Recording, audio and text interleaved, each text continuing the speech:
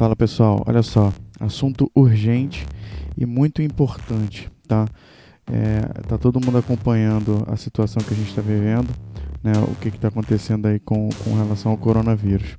Então hoje eu vou falar da curva de contágio do coronavírus. O nosso canal é sobre data science, mas deep learning, inteligência artificial, e esse assunto tem a ver, né? Mas mesmo que você não saiba nada sobre o que a gente fala no canal, assiste esse vídeo para entender um pouquinho do que é essa curva de contágio e qual é a importância de se controlar essa curva, tá?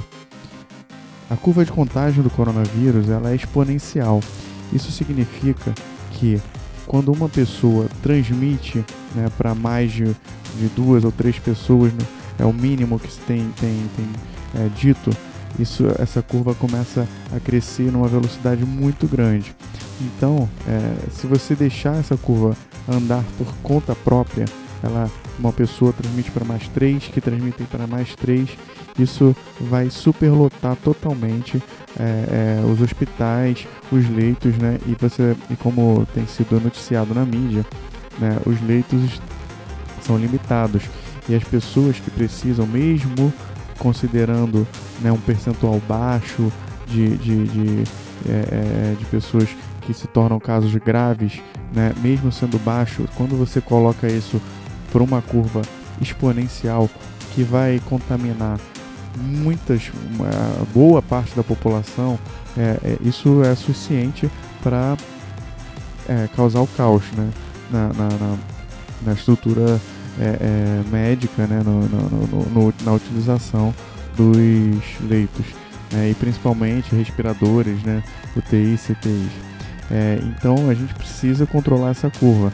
Esse é o desafio, né, e os países que conseguiram entender isso antes, né, perceber a importância desse controle, né, através de estudos, né, de simulações, eles estão sendo, né, a situação que está acontecendo agora, estão sendo mais vitoriosos no controle, tá, do vírus. E controlar essa curva, eu vou mostrar para vocês aqui uma simulação que representa um pouquinho do que significa o contágio livre, né? Quando você não tem nenhum controle sobre essa curva, cada pessoa que contamina uma outra pessoa, né, uma ou mais, até 3, né, como se tem se dito, a velocidade que a curva cresce é muito rápida, você verifica aí, né? Isso tem a curva dos contaminados e a curva das pessoas que se recuperaram, né? Então você está vendo que essa curva não vai conseguir ser suportada pela estrutura hospitalar, né? Imagina no Brasil, que já tem uma estrutura hospitalar com tantas dificuldades, não tão limitada. E uma forma de controlar essa curva, né, é fazendo a quarentena forçada. Então essa simulação agora coloca um grupo de indivíduos, né, isolados, né? Esse grupo de indivíduos está isolado e aos poucos esse grupo de indivíduos é liberado para o ambiente, é liberada dessa quarentena. A curva ela diminui um pouco, né? Você verifica que ela já deu um impacto positivo. Então, esse impacto positivo já ajuda a controlar melhor os leitos hospitalares, né? Mas não é suficiente, né? Então, você tem uma outra forma de fazer esse controle, né, que é através de uma distância social moderada. Nessa distância social moderada, os órgãos públicos, né, como está sendo feito no Rio de Janeiro e São Paulo, eles exigem, né, que o trânsito seja reduzido, o trânsito de pessoas seja reduzido. Numa curva social moderada, você vai ver algumas pessoas não estão transitando, né, e circulando o vírus, e os que estão transitando e circulando o vírus não têm acesso a tantas pessoas como teria numa livre circulação, como eu mostrei naquela simulação anterior. Então essa curva já fica bem mais suave. A importância desse controle é manter essa curva suave, né? Então a gente sabe, né, do impacto que isso causa na vida, né, nos negócios, em tudo, mas é essencial, né? Vamos ver um outro caso aqui. que é a distância social extrema, né? Nesse caso aqui, a distância social extrema, você vai ter